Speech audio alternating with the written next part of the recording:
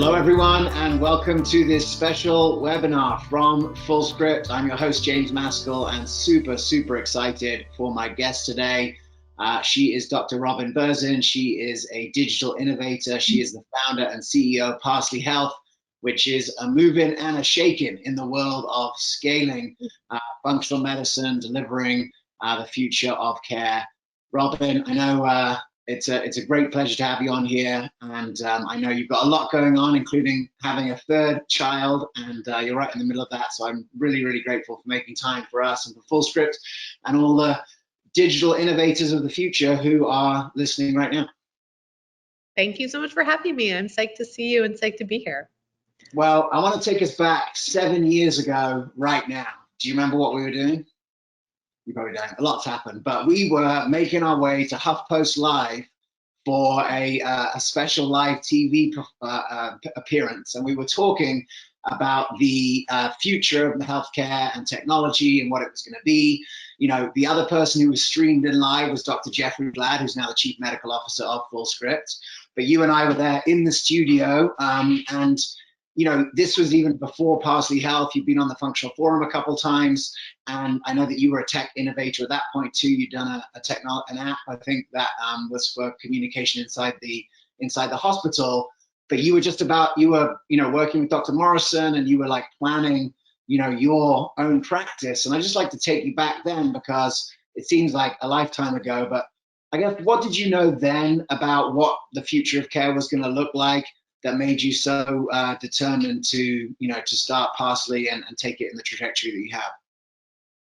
It's so crazy to think back to that moment. I'm glad you reminded me of that, because now that you remind me, I remember vividly going to that Huffington Post studio and talking about functional medicine. And yeah, I don't think I even had Parsley really even as an idea at that point, or maybe it was starting to crystallize. But I do know at that time that what I was convinced of was that software would transform medicine. I'd already built my first company in that area, as you mentioned, Curator, which has gone on to do quite well.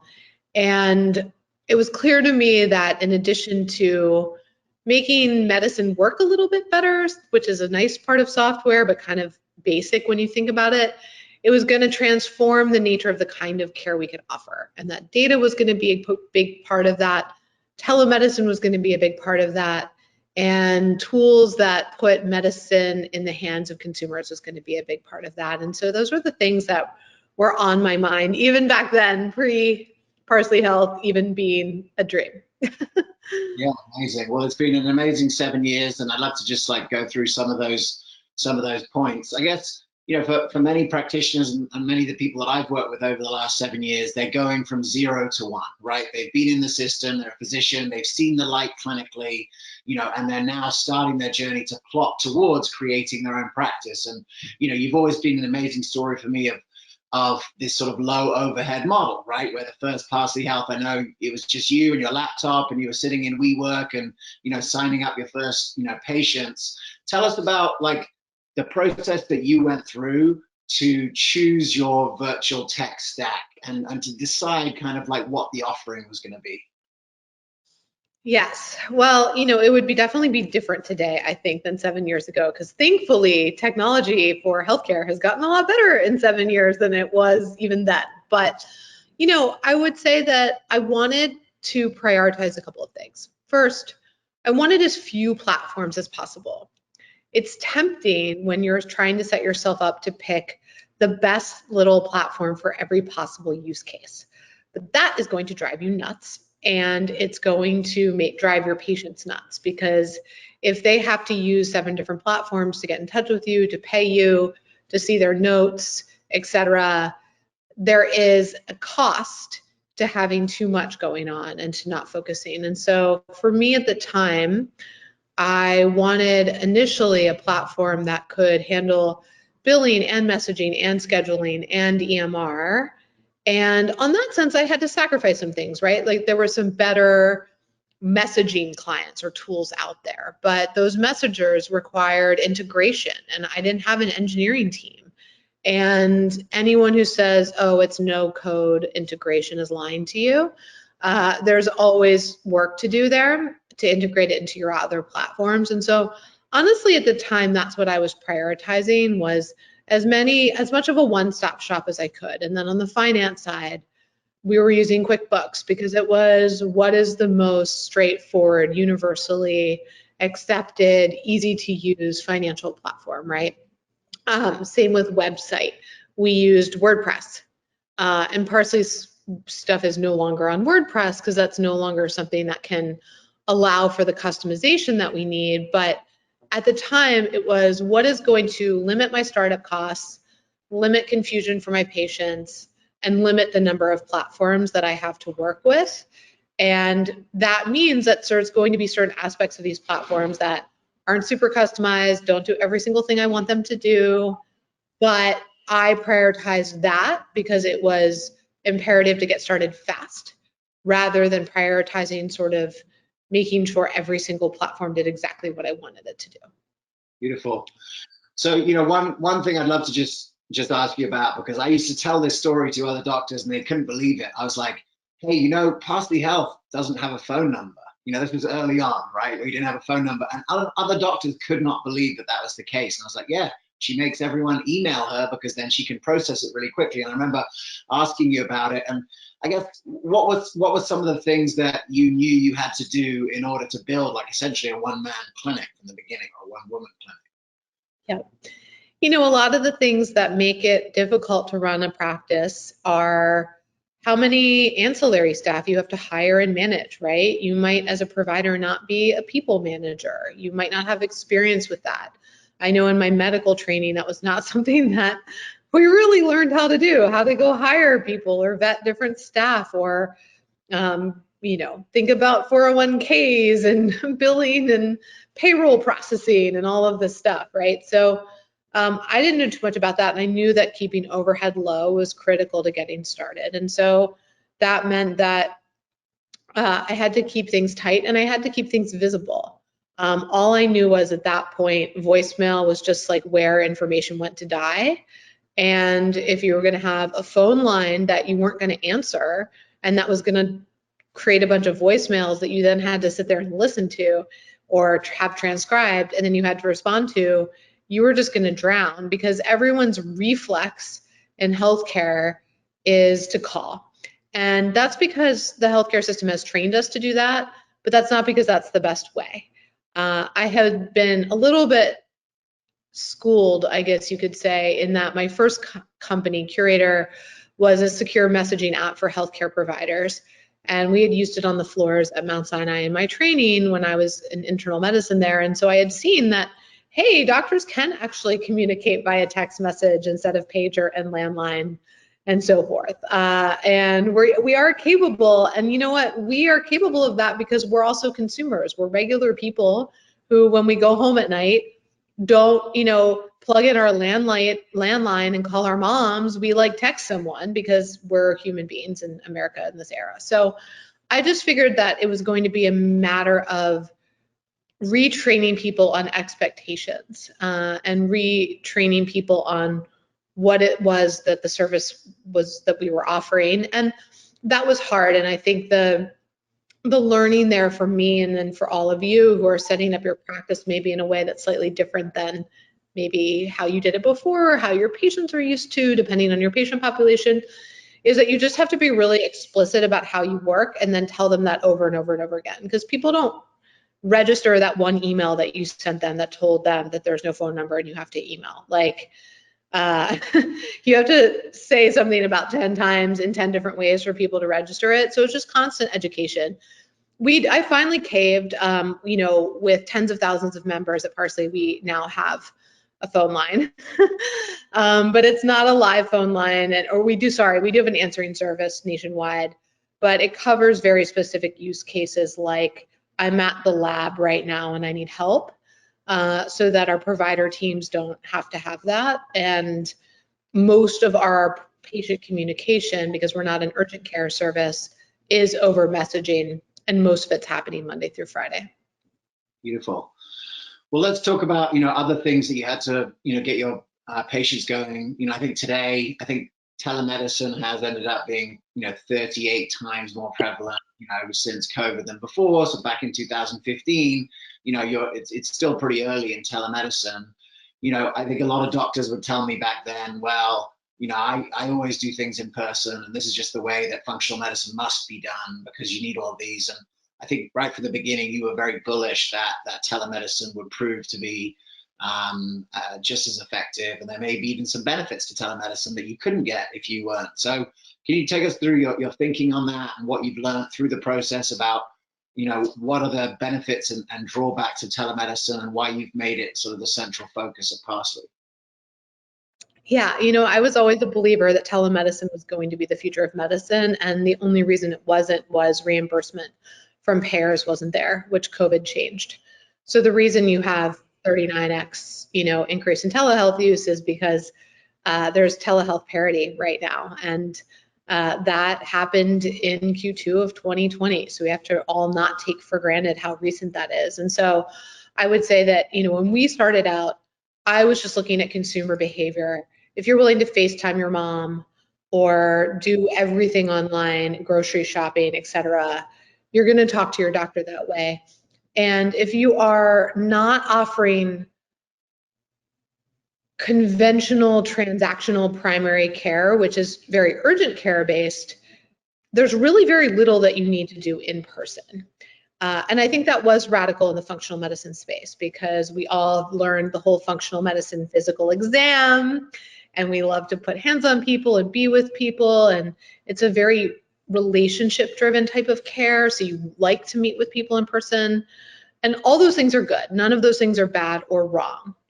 However, it was clear to me that in order to meet people where they are in life, you had to be able to do things via telehealth. And so we leveraged Zoom, which is end-to-end encrypted and always has been, or has been since really early on, as our video client.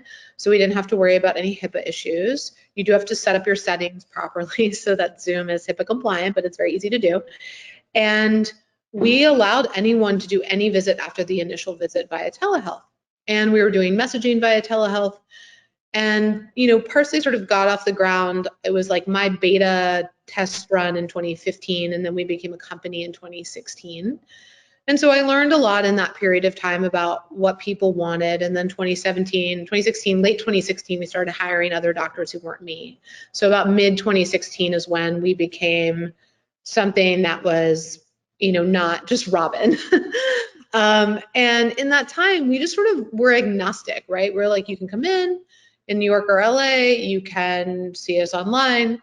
And over the next time period of 2017 and 2018, as we started to scale and raise venture capital, we saw that 60% of our visits were over video, that 90% of our interactions were online, not in person, that we could transition all of our health coaching to virtual, which we did pre-COVID. And in 2019, for those of you who know about Parsley at all, we launched our first 2 non-WeWork, like brick and mortar beautiful clinics in January of 2019 in New York and in October of 2019 in LA.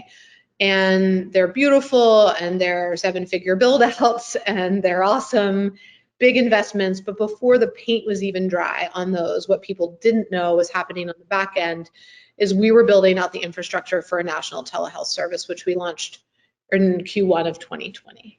And we were doing that not because we were trying to make a point about telehealth, but because we had learned in thousands of patients over a couple years that people preferred telehealth, and people were traveling to see us from other cities, states, and countries for our care. And we weren't advertising that. And I was like, this is dumb. Why are we making you come here? Let's just set up the infrastructure for telehealth. And I think, for us as a direct to consumer service that wasn't relying on direct payer reimbursement in that time frame, we could do whatever we wanted. So we could really be responsive to what our members needed and wanted. I remember meeting with the clinical teams in summer of 2019. And I announced to all of our docs at the time. We hadn't started hiring NPs and PAs yet, I don't think. And so we had all MDs and DOs, and I can't remember how many we had at that point, but maybe like 10. And at that moment, I told everyone we were going to start offering 100% virtual care. There was so much concern, resistance. A couple people were gung-ho, a couple people were like, no way. We're already doing telehealth, but I don't know if I never meet the patient, I never have that initial long visit, if it's going to work out. And there was a lot of skepticism. And now I cannot get those same people to come back into the clinic to save my life. They have done functional medicine fully remote for 2 years. And in some cases, because we were doing a mix of both before 2020 and then even before COVID. And then in COVID, everyone went home for a while and our clinics weren't open for a couple months. I can't get anyone to come back into the clinic. They're just like, this is great. So, people have to get used to new things is the moral of that story. Yeah. Can you share a little bit about, like, what does it take to build relationships online? Because I know the telemedicine is really just one piece of that. I feel like Parsley has like a full communication stack that's not just the visit, right? Yeah, and I think, that's where our membership model and our technology stack and the way that we operate at this point is past a little bit. It's like, I want to be clear with everyone listening, like it's unfair to compare that to a solo practice, right?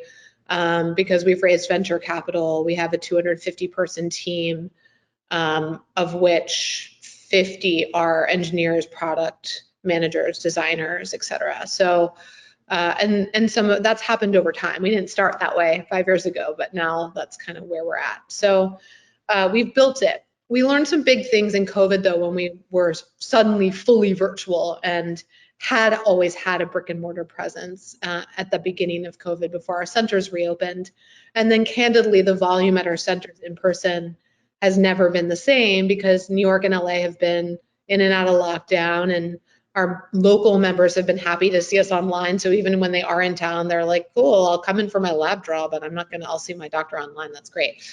But we did have to learn a couple things. And I would say the two biggest things we learned early on in launching telehealth that we kind of knew, but was hard to know until we did it and messed up. Number one was your whole communications flow has to change for someone who's never walking in that front door. And we had planned and built out that flow from what we call a care assistant pops on to the doctor's visit at the end over video when the doctor signals they're ready. They come on and then they handhold that transition and then they walk the member through, here's how lab testing works, here's how supplements work, here's how prescriptions work, right? The sort of admin function, because there's no more greater visits over, let me take you over to Jim to walk you out of the office and explain all that stuff. So we had prepped for that moment, but the end-to-end workflow and communications around getting people who sign up for your service online to then schedule that visit and then have that visit wasn't there. And we learned the hard way really quickly that we had to do a lot more work to initially engage our virtual members. And then you have to do a little bit more work, at least in our experience, to continuously engage them through text message, email, other types of content in between visits. Because they're not popping by your clinic to pick something up or coming to an event at your center or having some of those IRL touch points that were sticky about the in-person experience. You have to recreate them. The other thing we learned quickly was we onboarded a bunch of providers, and we have a pretty robust month-long fellowship where we train providers in functional holistic care, Parsley's version of that, which is now kind of our own thing. And onboarding of employees, but particularly clinicians, we sort of translated everything that had been, we were prior to COVID flying people to New York or LA for at least 1 or 2 weeks of their month-long onboarding with us, which is a huge investment for us. I mean, it nets out to costing us about 50 grand a provider to train them. But we had to do that because in order to scale, we had to start hiring providers who were newer to this type of medicine, otherwise highly credentialed, but we had to do it. And in that, we learned a lot about what makes a successful virtual onboarding and training program. And so that's one thing I'll flag if you're a provider out there and you're like, great, I'm going to hire an RN or a PA or a health coach or an office administrator or a marketer or another provider. What has to happen to make sure the quality and integration of that information online is very different than if they're just shadowing you all day and like hanging out in your office. And so we kind of learned that the hard way and had some providers join us candidly who didn't have the greatest onboarding experience because we hadn't redesigned it yet and had tried to just do what we had done in person online. And I think that's a word to the wise out there. Beautiful. Hey, let's take a couple questions and then we'll jump back into that. So Tim Patel asks, hey, Rob, oh, by the way, Elena Klemenko says, Robin, you're such an inspiration, amazing superwoman. Tim Patel says, hey, Robin, which EMR does Parsley use? We use MDHQ, which is still called Cerbo. CER. Yeah. We use it partially now. We used that from day one. So actually we've only used one EMR in our lifetime. We have built 2 platforms bespoke with our engineering teams, one called My Parsley and one called Dr. Parsley. Dr. Parsley is actually where our teams manage all patient care, but they end up ducking into the EMR for certain functionality. And we still use it for certain things. Okay. So this is more of a scale question, and I'm not sure if every practitioner is going to face this, but like how do you handle malpractice issues for your practitioners who are serving patients on a national level, considering that malpractice insurances obligate us to see patients only from the state of licensure? It's quite a technical one. We have a very robust malpractice and overall insurance offering. We cover malpractice for all of our providers, and we also cover the cost of state-by-state licensure for all of our providers. So at this point, we have in-house credentialing, in-house cross-licensure, and our insurance is a lot. And our insurance is not just malpractice, it's sort of everything for the company, but that's kind of more where we are today. Beautiful, okay.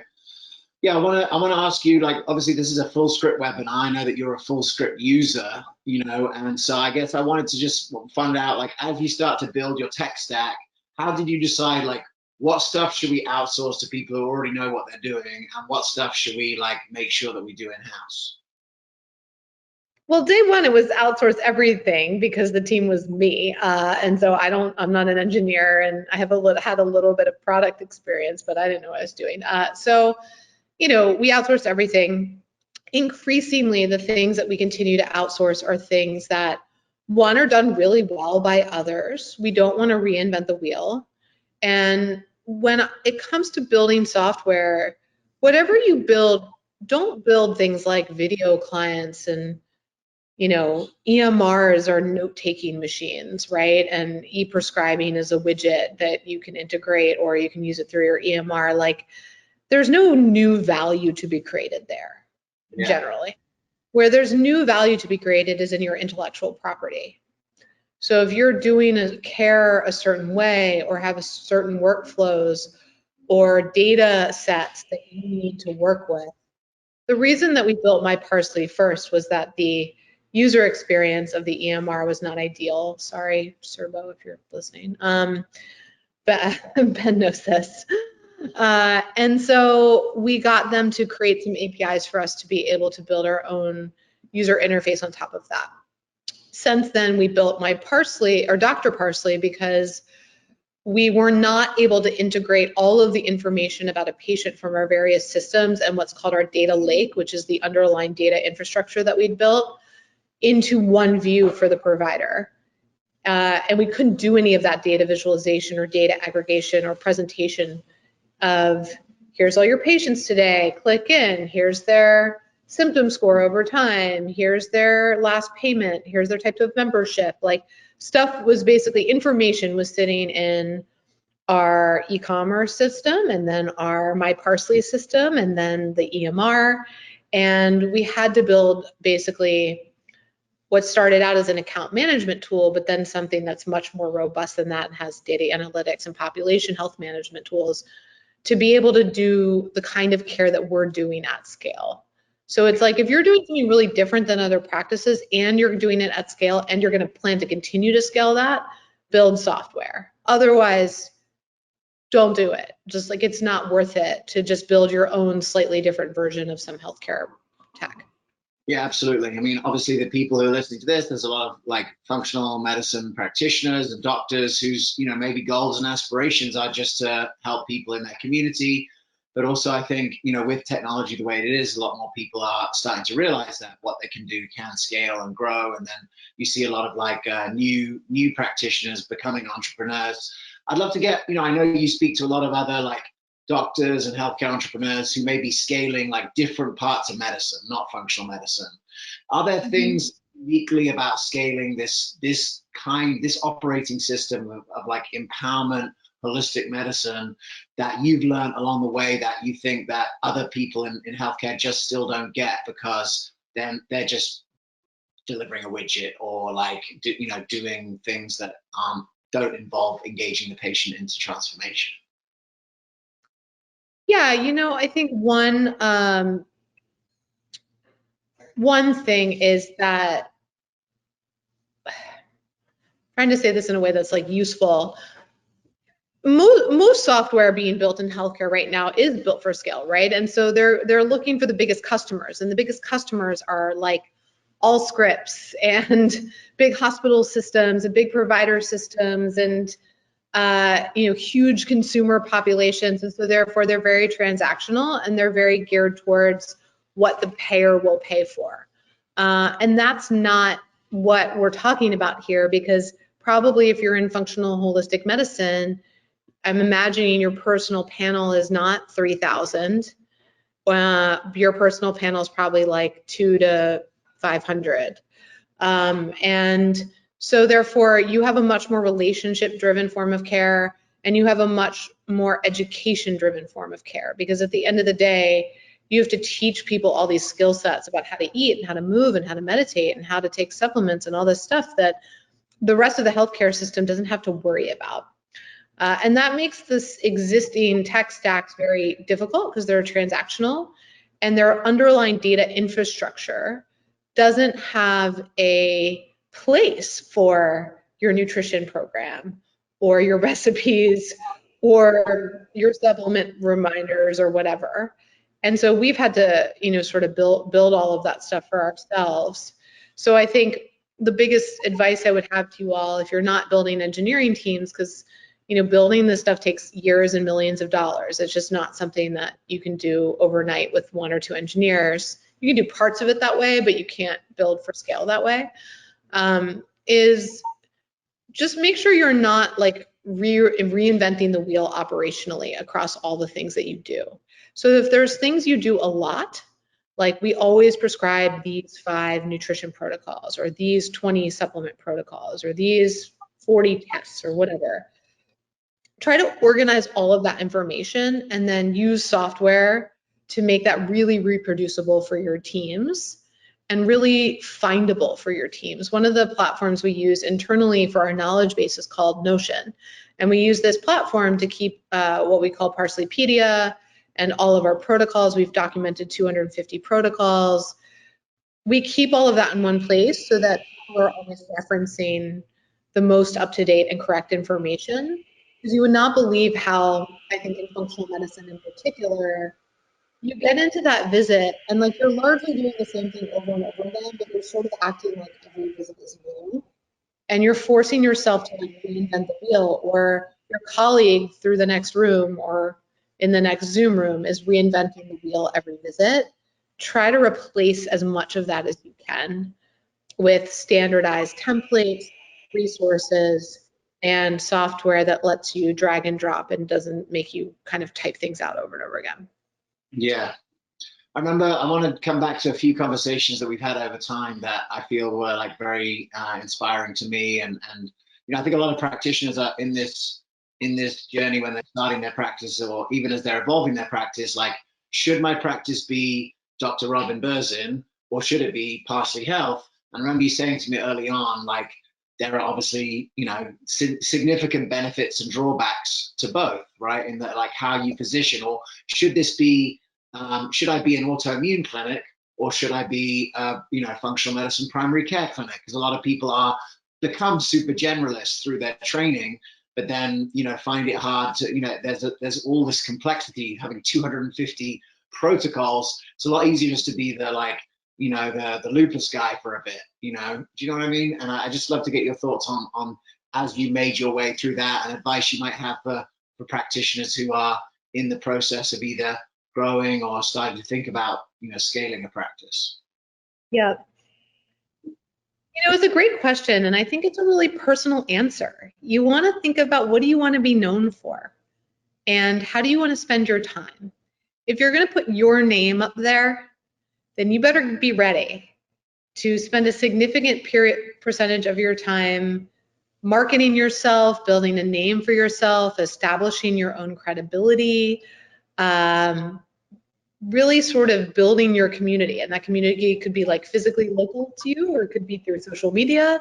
Lots of ways to build community, as James is an expert in here. But there's, you know, you have to know that you're going to devote a big percentage of your time to that. And that means you're not going to be seeing patients in that. You are not going to be managing your practice in that. So you have to think about, I think, how do you want to spend your time? Where are your skill sets? Not everybody wants to be on social media or giving talks or out there educating or marketing themselves.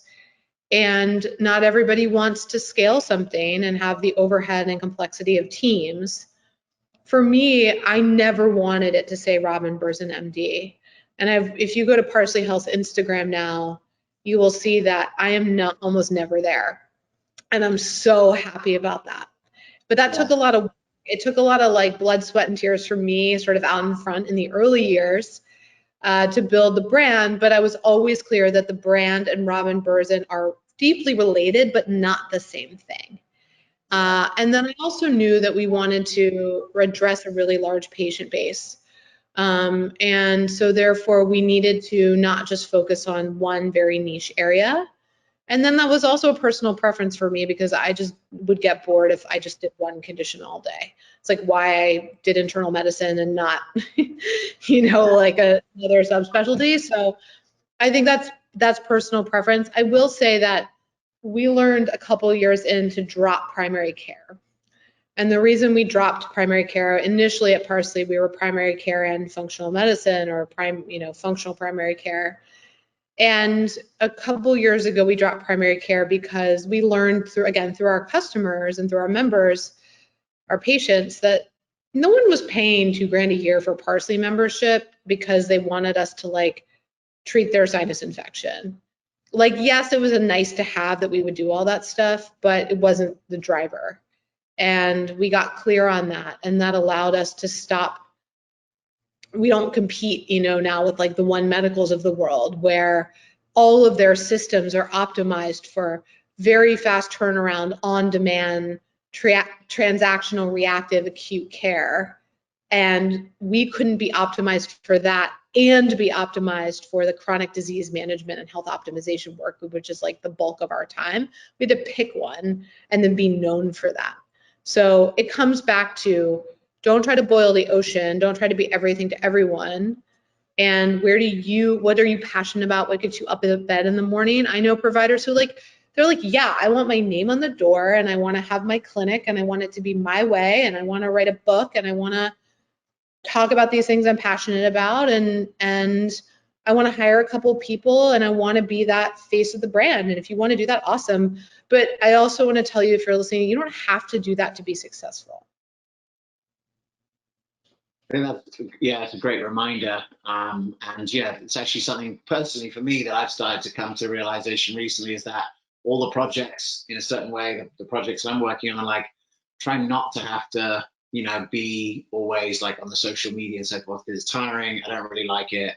And ultimately, you know, can build systems to build the business without it is exciting, and building around what you want. I think that makes a lot of sense as an entrepreneur. I want to ask you about, first of all, if there are any other questions, please put your questions in, because we've got a little bit of time with Rob, and we'll have some time for questions at the end. I want to talk about your care teams, because when I first, saw Parsley, and I was a member at the beginning, I had you and Jackie, who I think is still there, still around, right? That was you and a health coach. And then over time, the care team has evolved. So can you just share like why you started with that combination of that care team, and then how it evolved and why it evolved, and what it looks like now? Yep. Today we have, originally it was really a doctor and a health coach were the team. And today it's a clinician, a health coach, and what we call a care assistant, who is someone on the admin side who is dedicated to a clinician.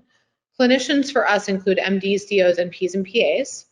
And our MDs and DOs see patients side by side with NPs and PAs. They are not support staff. They are seeing their own patient panels, go through our same training program, highly credentialed. And so a team is a clinician, a coach, and a care assistant. And then we, on a platform level, sometimes use for very specific use cases RNs, but not in a one-to-one patient care kind of way, but more for work that we don't want MDs and clinicians doing, refills and stuff like that. So we've evolved that way mainly because, at scale you have to. And when you're treating tens of thousands of people, it's just really different than treating like hundreds of people. And you need to make sure that people are really good at the piece of the flow that they need to own, and that you're really clear on who owns which part of the patient experience. So we have a whole member journey and user journey end to end that's all mapped out, from pre-member, meaning like, how do you hear about us? How do you make your way through our website? How do you sign up? Your first interactions with us, email, text, filling out stuff online, scheduling your visit, see your doctor, first lab tests, all blah, blah, blah. So really map all that out. And then you want to make sure that there's an owner of every single one of those touch points. Who owns every one of those emails? Who owns following up with members to get them to make sure they did their labs? That's not a role that's great for a clinician to do or a coach to do. And from a perspective of, clinicians, I've long been a big proponent of elevating PAs and NPs in our care model. I think as a healthcare system, like, I love that I have my MD behind my name and it's fancy and nice and all, but like, at the end of the day, like, I'm not that important. And if our healthcare system is going to do the job it needs to do for patients, we got to get past this idea that the doctor is like the person with the cape on their back who's the hero. The hero of the story is the patient. And NPs and PAs are phenomenal, and they've been huge additions to our team. Amazing. Yeah, so I had a question here from Stacy, who says, hey, in the first few years, what did you feel was the best avenue to bring patients in? Was there a specific marketing that was most successful? In the first few years, it's all about your local community. Don't think that like random people far away who hear about you on social media are going to sign up for your practice. They're not. It's a waste of your time. Email everyone you trained with, go to local events, meet people, get people you trained with to refer to you, get the specialists you refer to refer back, email everyone you know, and give them an amazing user experience. And when they have a great experience with you, they'll tell your friends. Acquiring 50 members, all of whom have a great experience, and get 5 more people to join is way less labor intensive and cheaper than thinking that you're going to do hours a day on social media talking about this, that, and whatnot, and people are going to scroll by and see it for 2 seconds or read your random quote in a press article and like go sign up for your practice. They're not. It's a bit different now for us, but in the early days, I would say don't underestimate your own power to build your own panel in a close way, and that will then build on itself. Yeah, I'd love to find out, extension of that. What was it like when you were first gone from marketing basically yourself as the doctor to marketing Parsley, the clinic, where you may or may not see me as the doctor?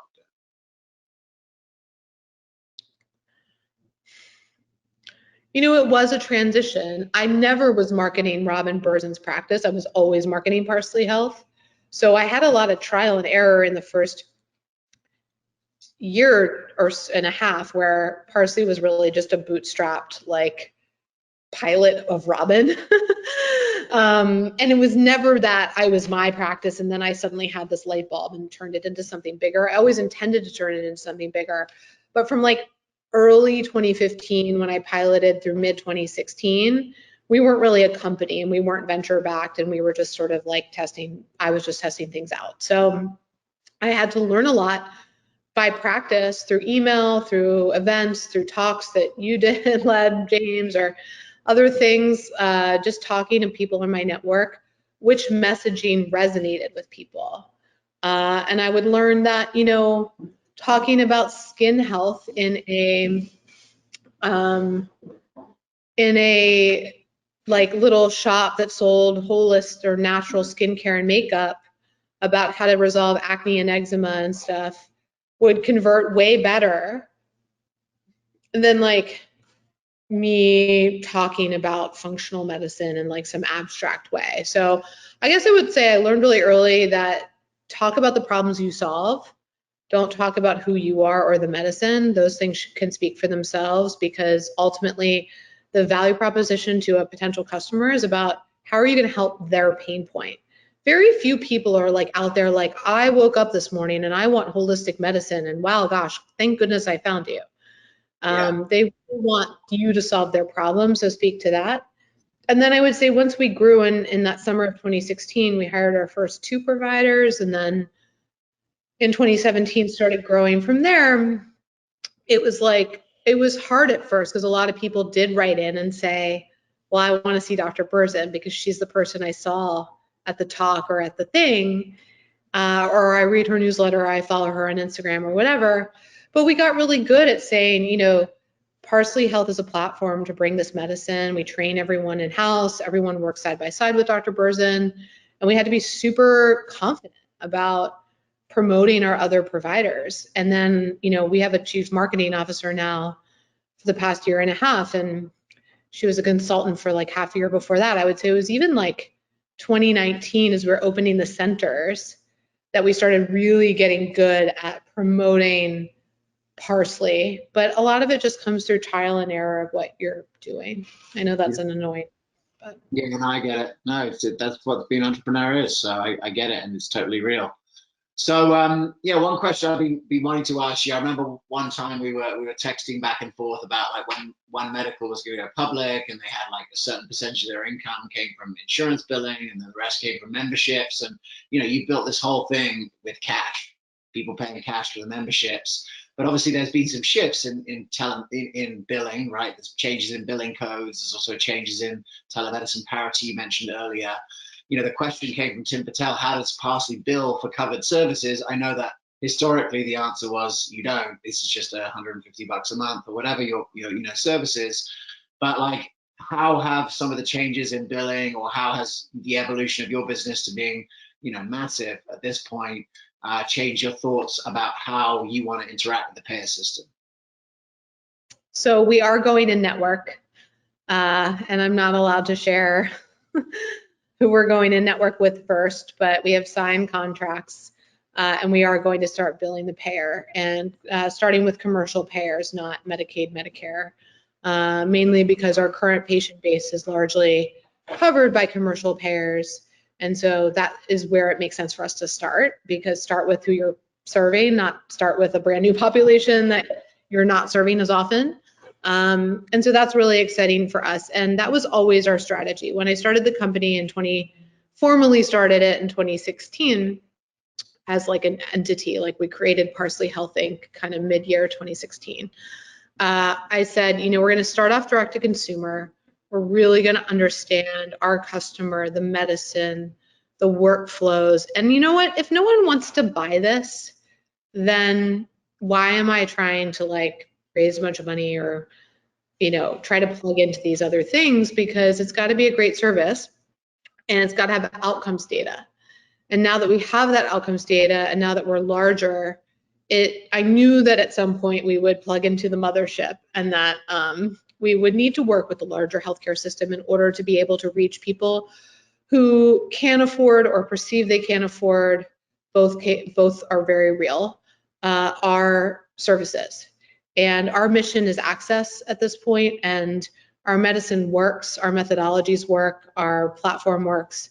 And so there's a few initiatives happening along that front, but one of them is to go and network with payers. I will tell you, it is very hard. Not only did we spend about $1 million on engineering over the course of a year to set up all of our systems to be high-tech certified and compliant with payers, because your system may be PHI or information secure. That's not the same security that you need to go and network. We did that. We have, implemented billing, third-party billing services. We've run sophisticated financial models around where we'll bill for covered services and where we'll continue to charge for other things that we do that aren't covered. So there's a lot. And at the same time, being very mindful of bringing all of our providers along for the ride, over communicating what's happening, and making sure that we can still provide the same level of care, and that we're also not burdening our providers with coding, which sucks. Like, no one wants to code. So I don't want to code. So that's also a big enterprise where we actually, through our learning and development team and our in-house billing expert, have redone a bunch of our templates and internal workflows to prepare providers in a way that doesn't burden them with coding. And just the process of contracting with the payers is extremely slow and laborious. So my TLDR on this is, it's giving me lots of gray hairs. I would have shown them to you, but I just got my hair colored pre-baby, so I'm not a mess for the next 3 months. And it's hard, it's a lot. And I'm learning every single day, because the things I'm good at are some of the marketing stuff and brand, and I'm also really good at designing clinical services in a way that drive positive outcomes and give great experiences to patients and providers, and a few other things. But I'm not like an expert in medical coding, so have my work cut out for me, but it's happening. It's amazing. Well, look, congratulations on that, because I know that is part of the journey from going to being like, sort of a boutique-y service, not really boutique-y, but certainly like a certain type of person that would engage with it, to, I remember that you said something in 2014, and it's a quote that I always attribute to you, because it is your quote, but that functional medicine was only for the very rich, the very sick, and the very green. And that was your early thing. And you were, very green and very desperate. Yeah. So, and you wanted to go beyond that, and Parsley definitely did that. We had some questions here about the model, and I know you always had the payment and monthly model. I remember going back and you talking on the forum, I think in 2016, and why you didn't do pay-per visit, and we'll get back into that. That was one of the questions. I guess I'd just love to finish off by just asking you about the future of what it will take to deliver like this kind of care as a new standard of care. We hear that phrase a lot, right? This should be the standard of care. Why can't this be the standard of care? It seems like you're making moves to to facilitate at least a much bigger percentage of the population to have access to this kind of care.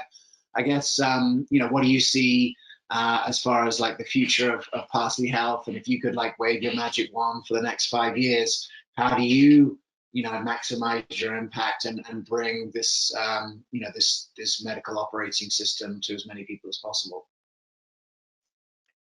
For us, it's really all about outcomes. Outcomes has been our North Star early on, and we had a PhD in data science on staff part-time before we had data to analyze.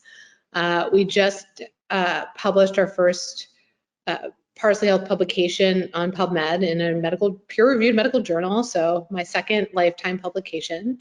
If anyone's a nerd like me, who probably, if you're listening to this webinar and you're still on here, you are. That was very exciting, but you can relate, but we were really excited about that, and we've been tracking outcomes data. And when it comes to, the real reason that functional medicine and holistic medicine and others have had a hard time scaling and getting really big and becoming that standard of care that we'd all like to see is the ultimate question of who's going to pay for them. And if it's this expensive, it just can't reach that many people. So how do you answer that, right? What do you do? And the answer to what you do is, especially now where value-based care is something that's increasingly being rewarded in our healthcare system, is that you show that your service actually drives tangible financial and health outcomes, lowering medical spend, lowering total cost of care, and lowering comorbidities and lowering, providing actual tangible relief. And those are things that are really valuable in our healthcare system and can help justify that something is paid for. And so, I'm a huge admirer of the work at the Cleveland Clinic Center for Functional Medicine. They've published a ton and they've done a great job there.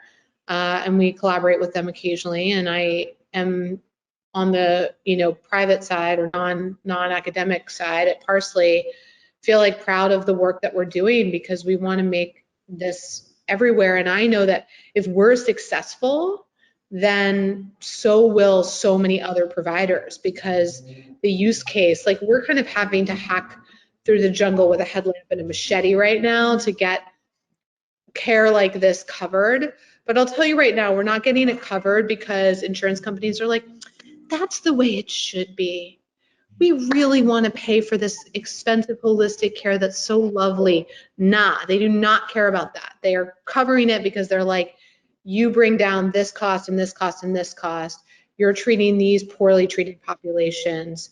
You have data to prove it, and you're doing it in a systematized and reproducible way. And that's the other sort of, I think, secondary reason that functional and holistic medicine haven't scaled as much.